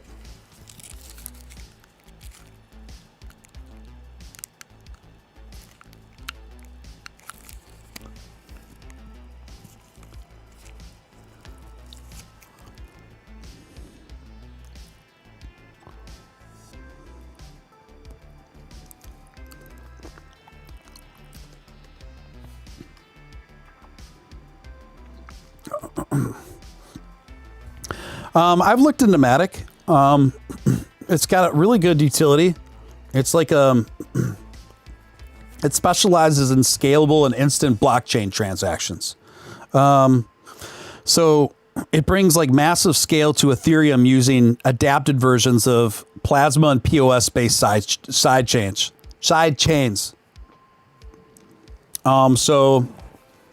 The utility is super strong. It's a big problem solver. And I do think it's a great investment right now from everything I'm seeing. And I think it'll be a great long-term investment just because, again, that utility is so strong and it's a big problem solving utility.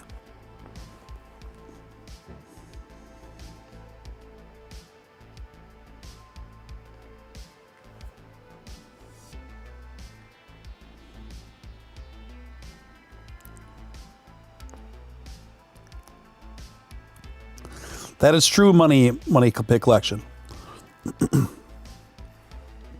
Guys, I've been streaming a little over 2 hours. My voice is getting sore. It's getting raw. So I'm going to wind this stream down. I want to thank everyone for joining me for Doge After Dark 2, the After Hours edition.